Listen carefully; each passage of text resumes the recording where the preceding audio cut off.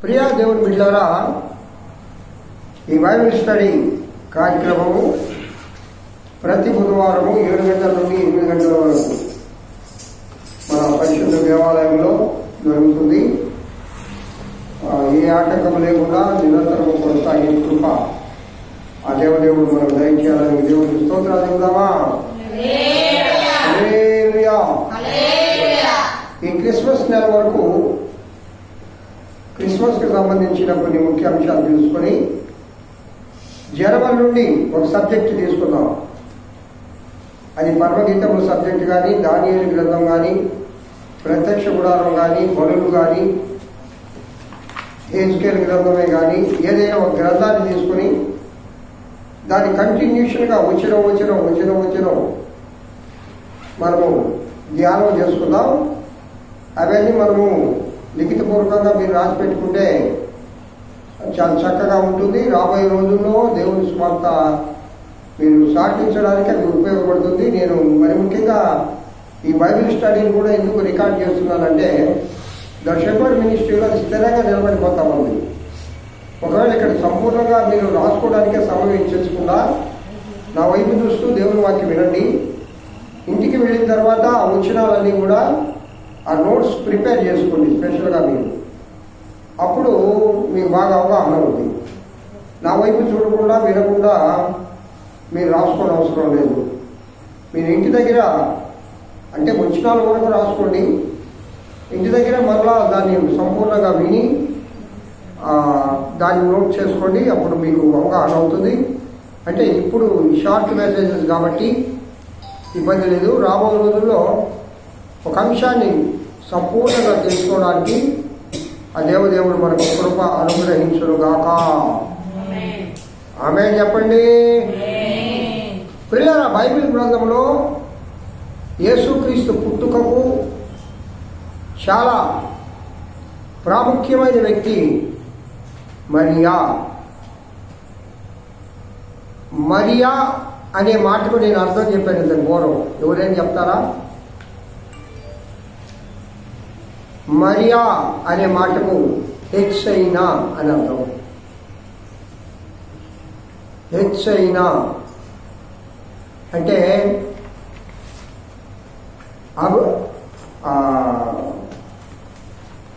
గొప్పది అంటే కరెక్ట్ అయిన మాట. మరియకు అర్థం ఏంటంటే హెచ్చైనా. దానికి ఇంకా వివరంగా మనకి అర్థం చేసుకోవాలంటే గొప్పది అని అర్థం. అలాగే లోకమంతటిలో ఆమెను ఏమని పిలుస్తారంట? ధన్యురాలు. ధన్యురాలు అని పిలుస్తారు. లోకమంతటిలో ఆమెను ధన్యురాలు అంటారు. సరే, మరియా అనే పదానికి అర్థం హెచ్చైనా. సరే, ఎంతమంది మరియమ్మలు ఉన్నారు బైబిల్ గ్రంథంలో? మీకు వచ్చిన పేర్లు చెప్పండి. మగ్దలేని మరియా, యేసు తల్లి మరియా రెండవ,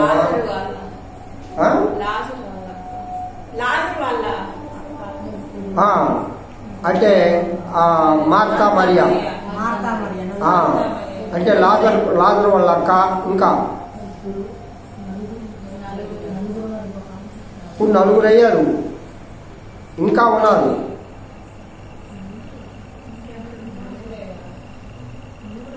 యాకోబు, యోహాను, వాళ్ళిద్దరికీ తల్లి అయిన ఒక ఉంది. ఆమె పేరు మారు పేరు వచ్చేసి ఇంకొక పేరు, కానీ ఆమె పేరు మరియా. మీకు ఆ వచనాలు కూడా చెప్తాను నేను. ఎందుకంటే ఈ మరియా అనే పదము హెచ్చైనా అని అర్థం. పాత నిబంధనల గ్రంథంలో మరియలను ఊరిని చూడము మనం. మరియా అనేవాళ్ళు మనకు పాత నిబంధనల గ్రంథంలో తగలరు. నూతన నిబంధనలో మరియా అనే పేరు కలిగిన వాళ్ళు నిజంగా పిల్లల ఆ పేరు కలిగిన వాళ్ళు చాలా ఉన్నతమైన ఆ పేరుకు తగ్గట్టే జీవించారు. మగ్దలేని మరియని తీసుకున్నాం. యేసుక్రీస్తు ప్రభు మృత్యుం చేయడం తర్వాత మొట్టమొదటిసారిగా దర్శనం చేసుకున్న ఒక తల్లి మగ్దలేని మరియ. అంతకంటే ఇంకా ఎవరికి ఆ యొక్క ఆశీర్వాదం దొరుకుతుంది, ఆ కృప ఎవరికి దొరుకుతుంది? రెండవది లాజరుల అక్క ఆ మరియ చేసే పని ఏంటి? యేసు పాదాల యొద్ద చేరి దేవుని యొక్క వాక్యాన్ని యేసయ్య చెప్పే ఆ మాటలను వినడమే ఆ పని. మాటలు వినడం కూడా కాదు. మార్తమ్మ కొంచెం నోరు ఎక్కువ, మరియమ్మగా నోరు తక్కువ. లాజరు చనిపోయిన తర్వాత ఆయన ఎదుర్కోవడానికి పోయినప్పుడు యేసయ్య నిందించేది ఎవరంటే మరియ కాదు, మార్త. ఏమంటది? అయ్యా నువ్వే కానీ ఇక్కడ ఉంచుంటే మా తమ్ముడు చనిపోయాడు కాదు, నీకు చెప్పాను కదా, 4 రోజుల తర్వాత వస్తున్నావు, శవం కులిపోయొద్దు, ఏం చేయడానికి వచ్చావు అంటే ఒక రకంగా ఆమె హృదయంలో ఆ తమ్ముడిపై ఉన్న ఆ బాధను అణుచుకోలేక యేసయ్యనే ఆమె ఎదిరిస్తుంది. అక్కడ మరియ పొల్లితండు. కారణం చెప్పమంటారా? మరియకు యేసు ప్రభు యొక్క శక్తి తెలుసు. దేవుని శక్తి తెలియాలి అంటే ఆయన పాదాల చెంత చేరి ధ్యానం చేసుకోవాలి. వారు ఎప్పుడు తొందరపడి మాట్లాడరు, తొందరపాటు వాళ్ళ జీవితంలో ఉండదు.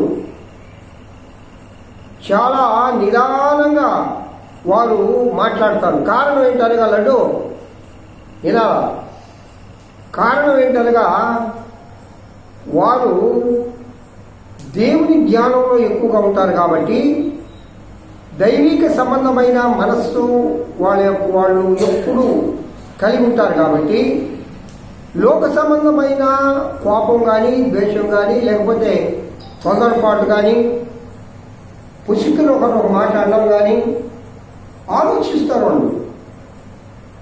కాబట్టి మరియా దేవుని యొక్క పాదాల చెంత చేరి దేవుని చెప్పే ప్రతి మాటను ప్రతి విషయాన్ని అంటది. వాళ్ళ ఇంట్లో కూడా నిందిస్తుంది యేసయ్యని మార్తమ్మ. ఏమంటదా? మరి ఓడిలేయా, నేను ఇంత కష్టపడతా ఉంటే ఆవిడ కూర్చొని ఒక మాట కూడా చెప్పలేము, వచ్చిపోయి సహాయం చేయి. అదే యేసయ్య ఒక్కడే కాదుగా వస్తే ఎంతమంది వస్తారు? ఏమా 12 మంది అని ఎందుకు అనుకోవాలా? ఆయన శిష్యులు, ఆయనతో ఇంకా కొంతమంది. కానీ యేసుక్రీస్తు ప్రభు ఎప్పుడు వచ్చినా బేతనీలో వాడి గృహంలో ఉంటాడు. అంటే పరిచర్య చేయడంలో మాత్రం మించిన వాళ్ళు మరొకరు లేరు. ఎంతమంది వచ్చినా భోజనాలు పెడద్దు. మరియా దేవుని యొక్క పాదం మీద చేరి ఆ యేసయ్య చెప్పే మాటలను జాగ్రత్తగా వింటూ వాటిని తలపోసుకుంటా ఉంటుంది. ఇక్కడ ప్రియులారా, ఈ మరియా ప్రపంచంలోనే ధన్యురాలు అనేవాళ్ళు ఎవరైనా ఉన్నారంటే నేను ఒక్కటేనని బైబిల్ గ్రంథం చెప్తాము.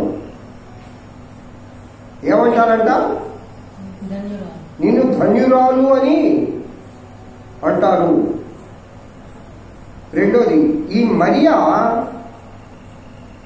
నేను చాలాసార్లు చెప్పాను మీకు, ఆ దినాల్లో మెస్సియా వస్తాడని, మెస్సియా మా గర్భాన పుట్టాలని రాజు యొక్క కుమార్తెలు, అంటే ఆయన రారాజుగా వస్తాడు అని లేఖనాలు చెప్తున్నాయి. కాబట్టి మా రాజు కుటుంబంలోనే పుడతాడు, ఆయన రాజవంశంలోనే పుడతాడు అని చాలామంది కన్యకలు, అంటే రాజకుమార్తెలు వివాహం చేసుకోకుండా మా గర్భాన మెస్సియా పుట్టాలా, రారాజు పుట్టాలా అని ఎదురు చూస్తూ ఉంటారు. వారు ఆ విధంగా తమ జీవితాన్ని అర్పితం చేసుకొని మెస్సియా కోసం కనిపెడతా ఉంటారు. అయితే మరియా నజరేతు పట్టణంలో ఉన్న యోసేపు, దావీదు వంశంలో ఉన్న యోసేపుకు ప్రదానము చేయబడిన ఒక కన్యక. హల్లెలూయా చెప్పండి అమ్మ ఒక మాట. హల్లెలూయా. ఆమె ప్రదానము చేయబడిన ఒక కన్యక. ఇక్కడ ఏం రాయబడి ఉంది? 1వ అధ్యాయం లూకా సువార్త 26వ వచనం నుంచి చదువమ్మా. 6వ నెలలో గబ్రియేలును దేవదూత గలిలయలోని నజరేతు అను ఊరిలో దావీదు వంశస్థుడైన యోసేపునకు యోసేపు అను ఒక పురుషునికి ప్రదానము చేయబడిన కన్యక యొద్దకు దేవుని చేత పంపబడెను. ఆ కన్యక పేరు మరియా. హల్లెలూయా. దేవుని చేత వార్తాహరులు అంటే దేవుని దూతల్లో గబ్రియేలు దూతలు సమూహము. యుద్ధం చేసేవాళ్ళు ఎవరంటే గబ్రియేలు యొక్క సమూహము. దేవుని ఆరాధించేవాళ్ళు, దేవుని స్తుతించేవాళ్ళు, అది సపరేటు. దేవుని దగ్గర సంగీత వాయిద్యాలు వాసేవాళ్ళు ఎవరు వాళ్ళ? ఆ దూతం పేరు చెప్పండి.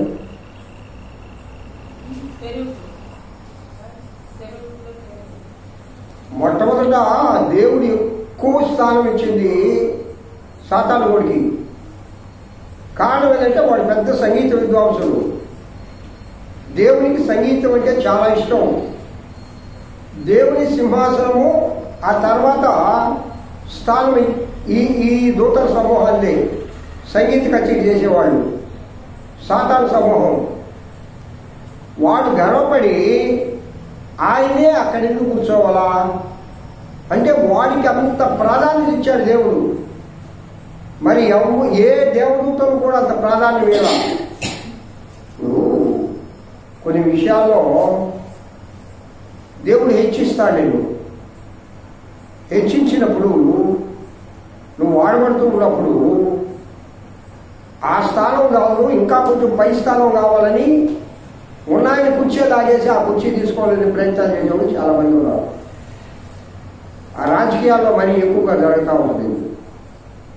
ఆర్థిక మంత్రి, రక్షణ శాఖ మంత్రి గొప్ప గొప్ప మంత్రులు ఇచ్చి నెంబర్ 2 స్థానం ఇస్తాడు.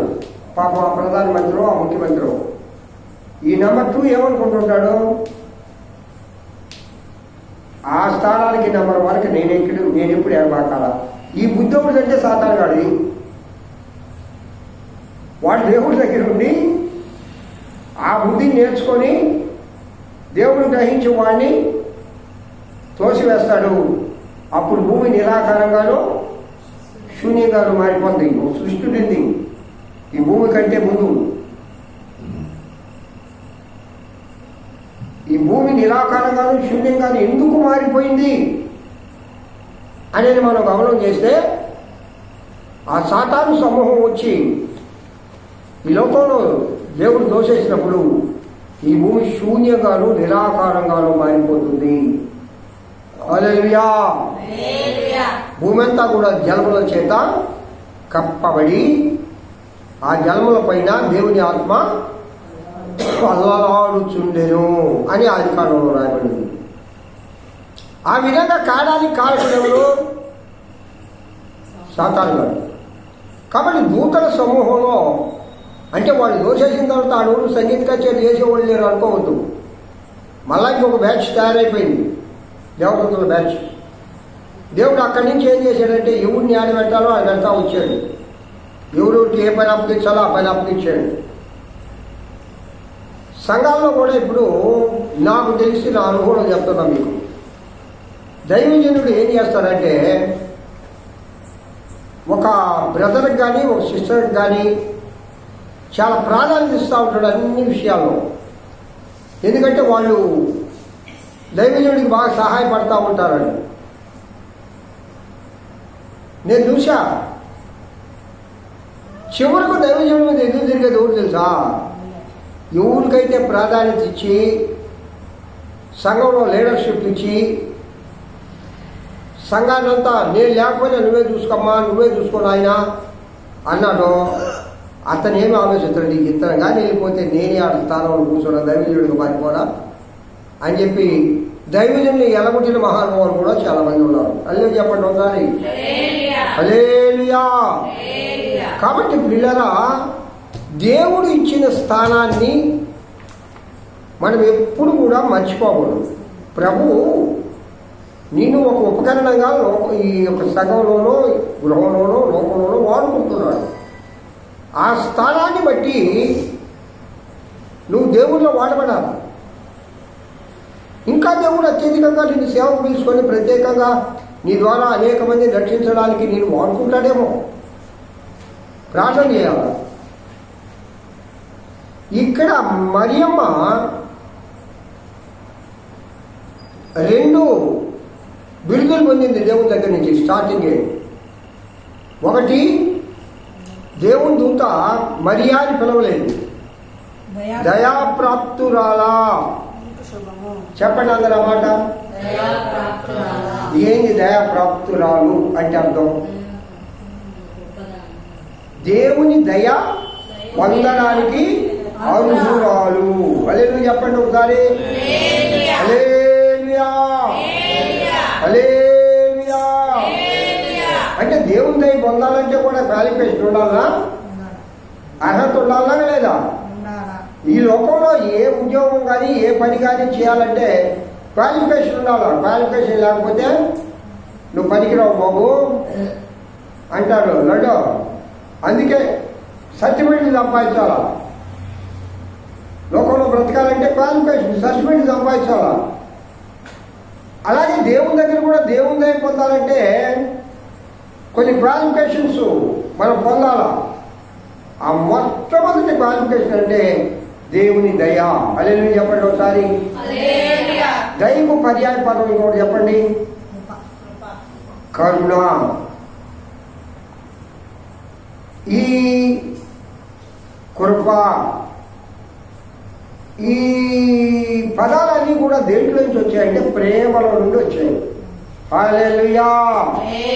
ప్రేమ అనే ఒక చెట్టు ఉంది.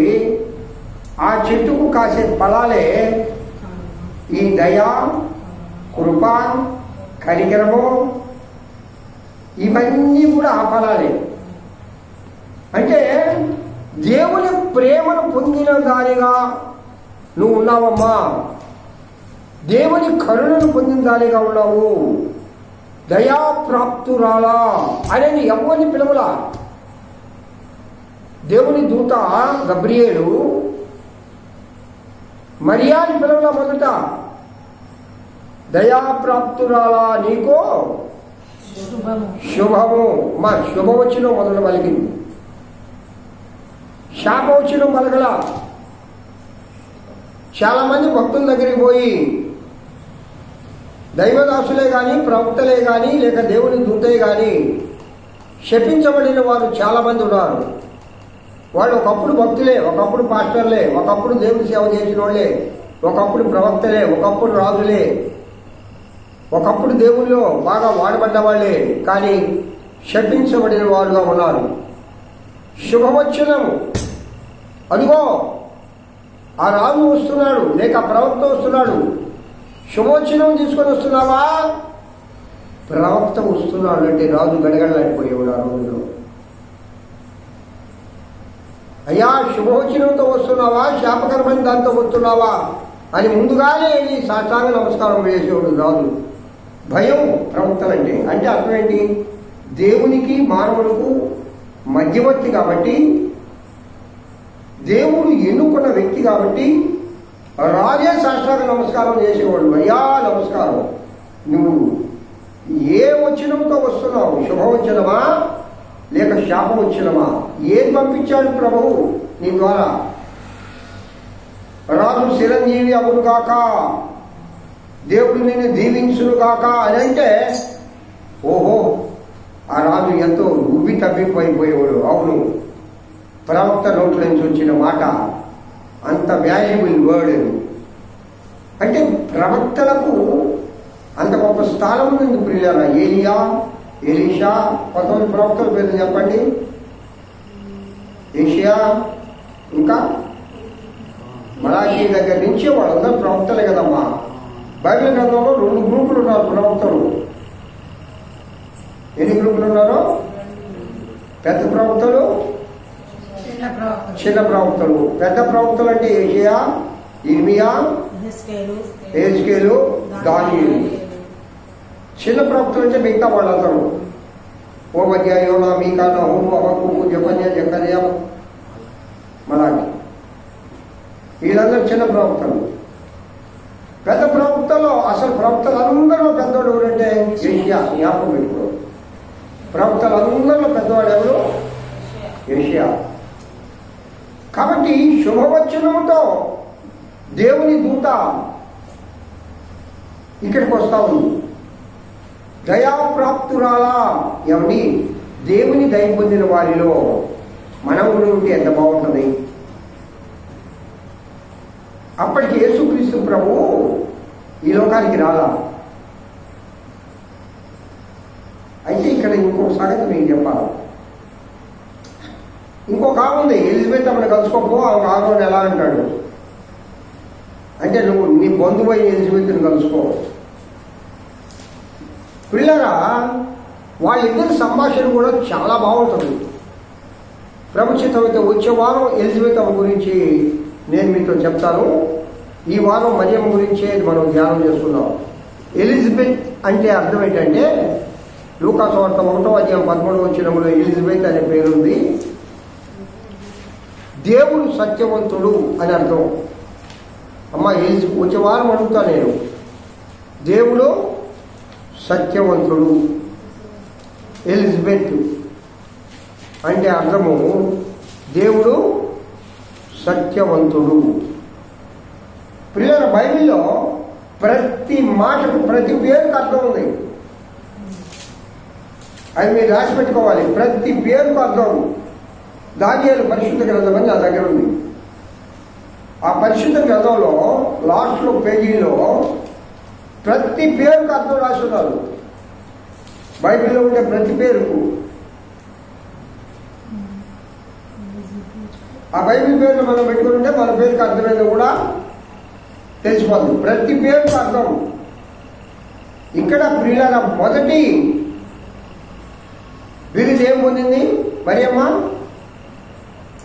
చెప్పండి మానవుడు, దయాప్రాప్తురాలు. రెండవది దేవుని కృప పొందితివి. చదువమ్మ. తర్వాత ఆ దూత లోపలికి వచ్చి ఆమెను చూచి, దయాప్రాప్తురాలా, నీకు శుభము, ప్రభువు నీకు తోడయ్యున్నాడని చెప్పాను. ఆమె ఆ మాటకు బహు తొందరపడి ఈ శుభవచనం ఏమిటో అని ఆలోచించుకుంటుండగా దూత ఇప్పుడు అంటుంది, మరియా భయపడకము, దేవుని వలన నీవు కృప పొందితివి. ప్రజలు చెప్పండి. అసలు దేవుని దయ పొందాలంటే మొట్టమొదటిగా కృప పొందాల. ఇక్కడ దేవుని దయలో ఇందాక మనం చెప్పుకున్నాం, కృప కూడా ఉందని. కృప, దయ అనేది జంట కవులు. అవి జంట ఆశీర్వాదాలు. ఎవరైతే కృప పొందుతారో వాళ్ళు దయ పొందుతారు. ఎవరైతే దయ పొందుతారో వాళ్ళు కృప పొందుతారు. ఈ జంట ఆశీర్వాదాలు మరియమ్మ పొందింది. అల్లే చెప్పండి, చప్పట్లు కొడుతుంది దేవునికి. హల్లెలూయా. ఈ జంట ఆశీర్వాదాలు మరియమ్మ పొందిందంటే దానికి కారణం చెప్పండి అమ్మా. మరియమ్మలో ఉన్న సుగుణం ఏంటి? ఎందుకు మరియ గర్భాన్నే దేవుడు ఎన్నుకున్నారు? ఆడ అనేక మంది కన్యకలు, రాజకుమార్తెలు వివాహాలు చేసుకోకుండా సంవత్సరాలు గడిచిపోయినా కొంతమంది లేదు, అందరు కాదు. మెస్సియా మా గర్భాన్ని పుట్టాలని నాడు వేచున్నారు కదా, దేవుడికి ఆ సంగతి తెలీదా? మరి వాళ్ళు దేవుని దయను పొందలేదు, దేవుని కృపను పొందలేదు, అర్హులు కాదు. దేవుని దయ పొందడానికి అర్హత కావాలంటే దానికి ఒక 5 గుణాలు ఉండాలి. రాసుకోండి. ఎన్ని గుణాలు ఉండాలమ్మా? 5 గుణాలు ఉండాల. మొట్టమొదటిది, మరియా దీనత్వము కలిగిన కన్యక. మొట్టమొదటిది ఏంటమ్మా? దీనత్వము కలిగిన కన్యక. ఈ దీనురాలు. దీనత్వము అంటే అర్థం చెప్పండి. తగ్గింపు. Very good. బైబిల్లో ఏం మాట రాసింది మౌనిక? తను తాను తగ్గించుకున్నవాడు. అంటే మనం ఇప్పుడు ప్రతి విషయంలో మనం తగ్గించుకోవాలి, ఏం ఇబ్బంది లేదు. తగ్గించుకున్నంత మాత్రాన్ని పోయిందేమి లేదు. నీ గొప్పతనం వస్తుంది, అది గుర్తుపెట్టుకోండి. ఎప్పుడైనా ఎక్కడైనా తగ్గింపు స్వభావం కలిగి ఉంటే దేవుడిని హెచ్చిస్తాడు. నువ్వు హెచ్చించుకున్నావా ఏమైపోతావు? వాడు పోతే నాకు గౌరవం లేదు, ఏమా నన్ను స్టేజ్ మీదకి వెలగడం లేదు, నాకు అగ్రస్థానం ఇయ్యలేదు అని చాలామంది బాగు. అగ్రస్థానం నీకు అక్కడ ఇవ్వాలో లేదో దేవుని చిత్తం. అది దేవుని చిత్తం. అది అగ్రస్థానం నీకు ఇవ్వాలి అంటే ముందే కోరుకున్నావు అనుకో, అది రాదు. దీనత్వం కలిగి ఉండాలా? దీనత్వం కలిగి ఉండాలి. కాబట్టి మరీలో ఉన్న మొదటి క్వాలిఫికేషన్ ఏంటంటే ఎప్పుడు తను తాను తగ్గించుకునేది స్వభావం ఉంది. రెండవది మరియా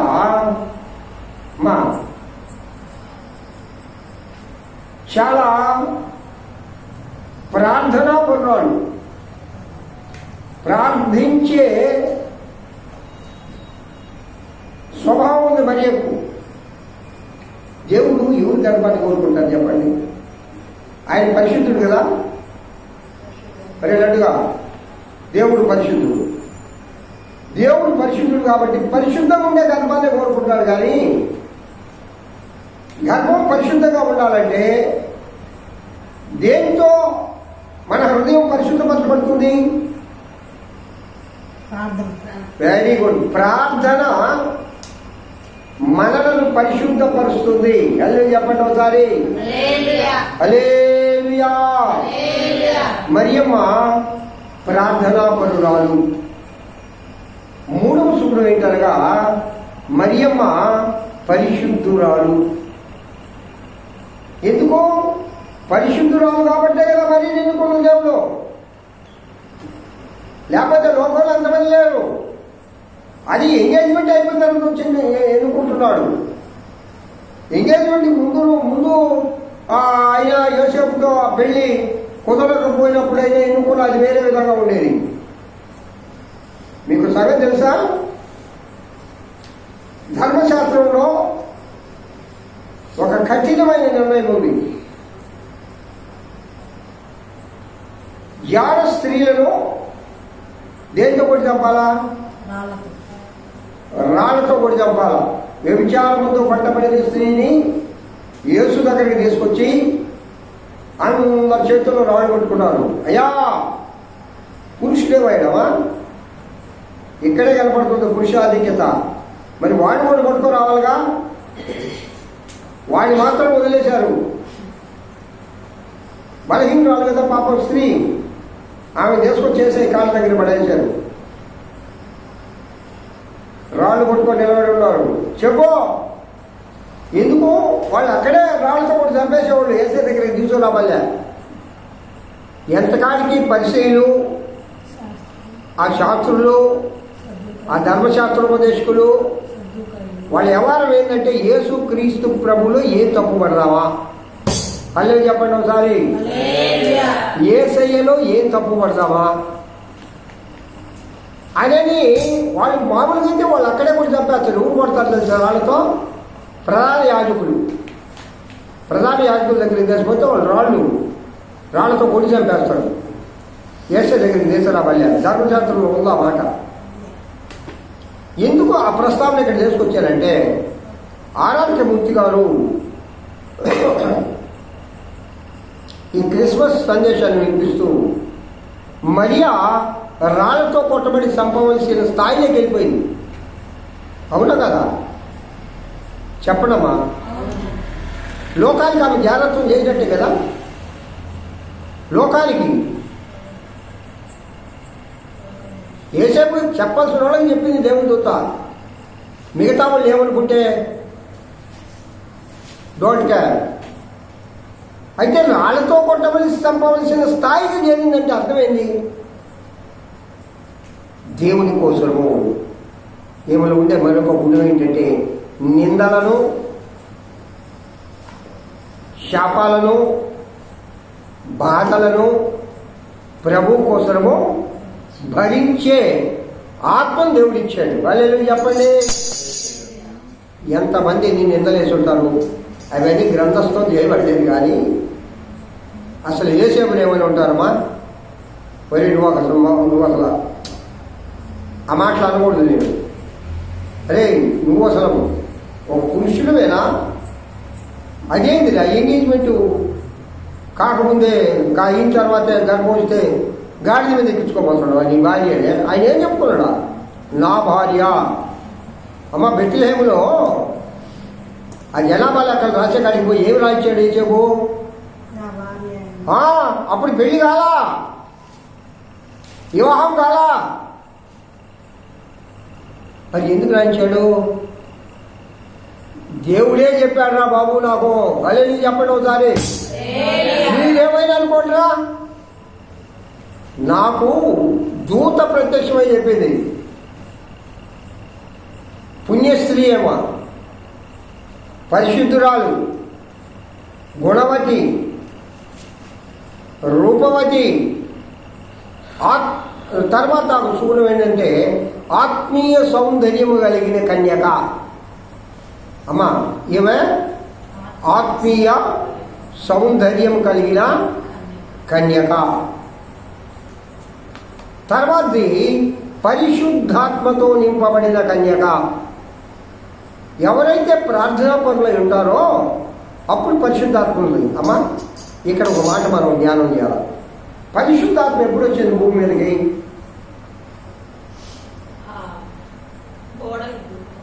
యేసుక్రీస్తు ఆరోహణం అయిపోయిన తర్వాత ప్రభు ఏం చెప్తాడు?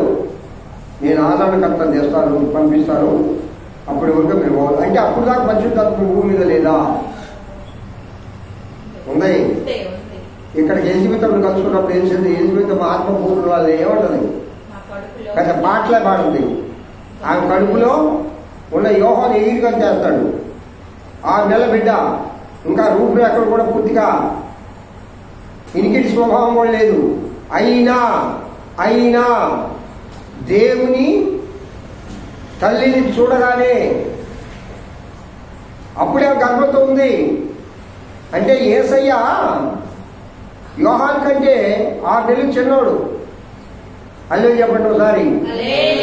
కరెక్ట్ గా యేసుక్రీస్తు ప్రభు డిసెంబర్ నెలలో పుట్టాడు అని చెప్పడానికి ఒక తత్వవేత్త, ఒక బోధకుడు, ఒక జ్ఞానవంతుడు హిస్టరీ అంతా తీశాడటమ్మా. ఆ రోజుల్లో జన్మ మరణాలన్నీ తీశాడట. యోహాన్ గారు ఎప్పుడు పుట్టారు? ఎవరమ్మా? బాప్తిస్మిచ్చే యోహాను. బాప్తిస్మిచ్చే యోహాను పుట్టిన 6 నెలల తర్వాత యేసయ్య పుట్టాడు. వాళ్ళిద్దరికి డిఫరెన్స్ ఎంత? 6 months. కాబట్టి 6 నెలలు అంటే ఆ సంవత్సరం, ఆ కాలం, ఇదే కాలం, ఈ కాలంలోనే పుట్టాడు యేసయ్య. కాబట్టి యేసుక్రీస్తు డిసెంబర్ 25న పుట్టాడు అని బైబిల్లో లేదు కానీ కరెక్ట్ అయిన డేటు. కానీ ఆయన అదే నెలలో పుట్టాడు అనేది నిరూపించాడు. చప్పట్లు కొడుతూ దేవుడు మహిమపడతాడు. అది ఒక సపరేట్ స్టడీ మనం నేర్చుకుందాం. ప్రభు చిత్తమైంది అది మనం నేర్చుకుందాం. ప్రియ దేవుని బిడ్డలారా, ఇప్పుడు మరియమ్మ ఎన్ని గుణాలు చెప్పాను నేను? చదవండి ఒకసారి. చదవండి ఒకసారి. దీనత్వం కలిగిన కన్యక, ప్రార్థించే స్వభావం కలిగిన కన్యక, పరిశుద్ధురాలైన కన్యక, నిందలు శాపాలు అనుభవించే ఆత్మ కలిగిన కన్యక, పరిశుద్ధాత్మను పరిశుద్ధురాలైన కన్యక, ఆ పరిశుద్ధాత్మను పొందిన కన్యక. హల్లెలూయా. మీకు సంగతి తెలుసా? ఈ లోకం పుట్టిన ముందుకుని యేసయ్య రాకముందు యేసుక్రీస్తు ఉన్నాడు, పరిశుద్ధాత్మ ఉంది. మీరు బైబిల్లో దూత అనే పదము పాత నిబంధనలో కొంచెం బోల్డ్గా రాస్తే అంటే పెద్ద అక్షరాలతో రాస్తే ఆయన యేసుక్రీస్తు అని అర్థం. అదే కొండ గుర్తు పెట్టుకోండి, దూత. నూతన నిబంధనలు అయినా కూడా అంటే యేసుక్రీస్తు ప్రభు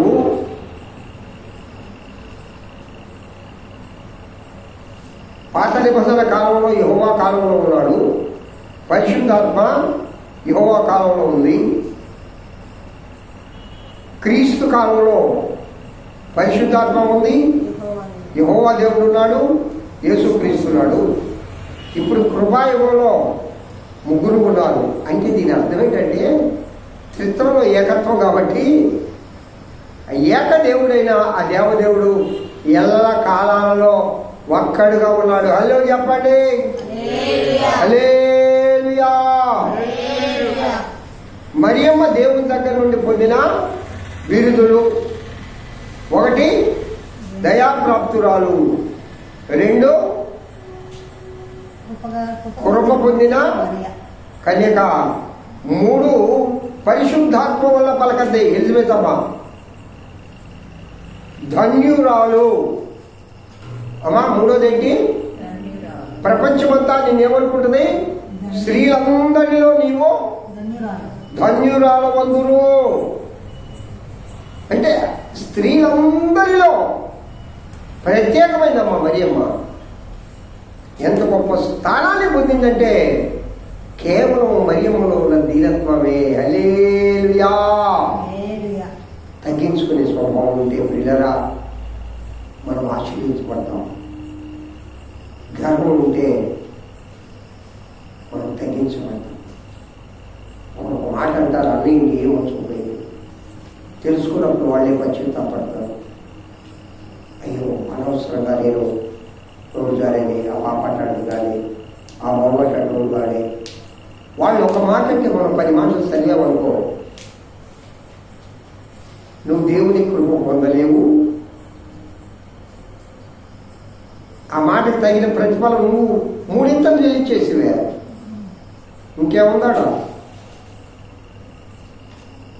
నిందలు పడ్డవాడు ఎప్పుడు కూడా తక్కువ వాడు కాదు. అపనిందలు,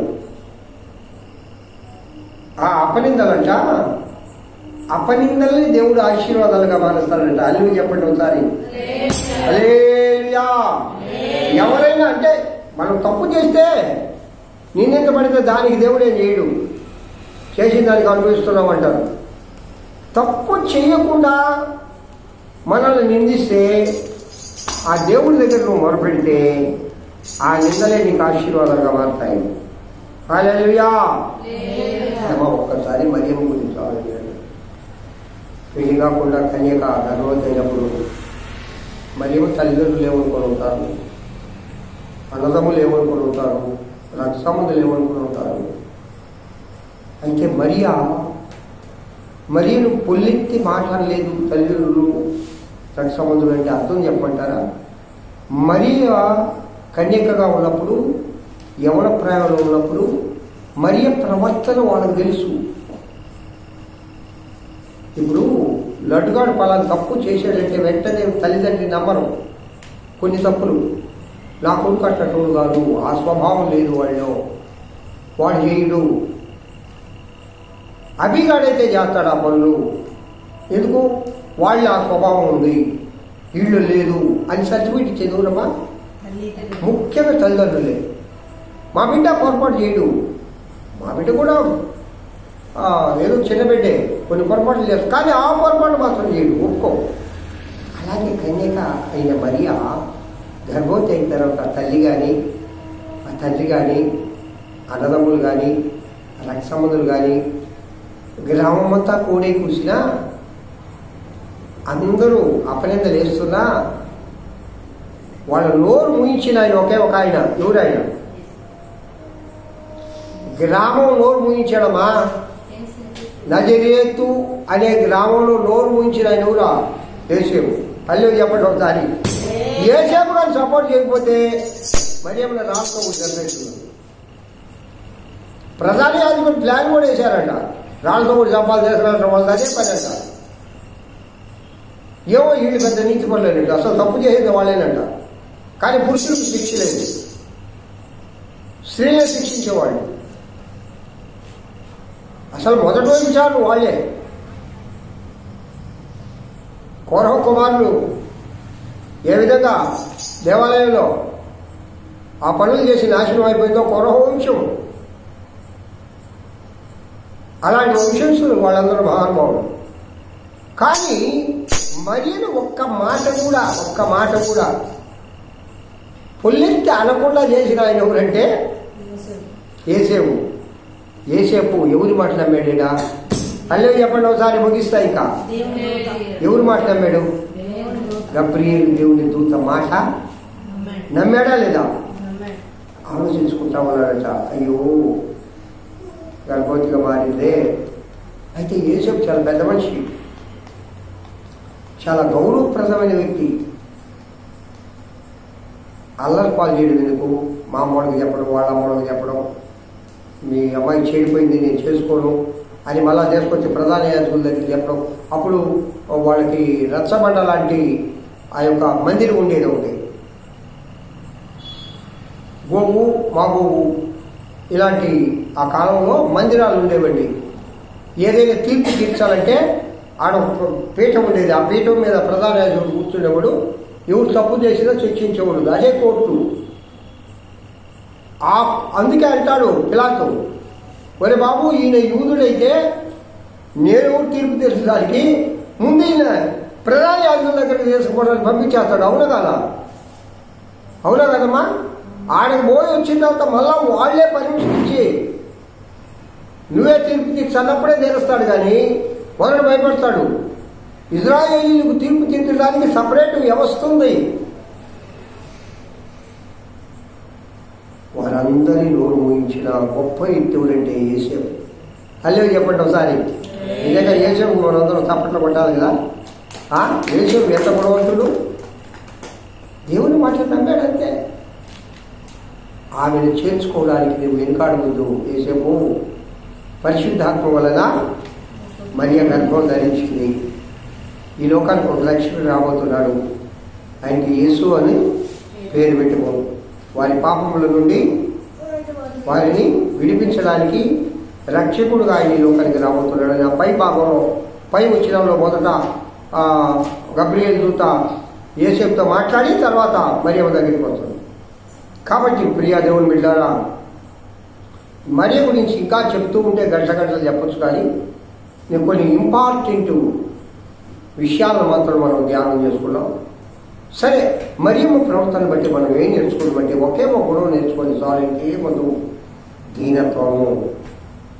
నెలను గల స్త్రీ ఘనత నొందును అనే సామెతల్లో సొలొమోను మహారాజు చెప్తాడు. నెలరు అంటే అర్థం ఏంటంటే దీనత్వము, దానికి వినయము, విధేయత, ఈ సలక్షణాలన్నీ నెలను పొందుపరుచున్నాడు. నెలను గల స్త్రీ ఘనత నొందును. ఈ లోకంలో మనం ఘనత వహించిన వారుగా ఉండాలంటే మంచి వారుగా ఉంటే చాలు.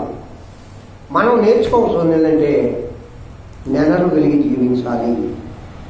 మరీలాగా దీనత్వం కలిగి, మరీలాగా లోబడే స్వభావం కలిగి, మరీలాగా ప్రార్థనా జీవితం కలిగి, మరీలాగా పరిశుద్ధాత్మను పొంది, మరీలాగా ఎన్ని నిందలు వచ్చినా, ఎన్ని అపవాదులు వచ్చినా, ఎంతమంది ఏం చెప్పినా వాటంటిని భరించి ఆత్మీయ ప్రభువా.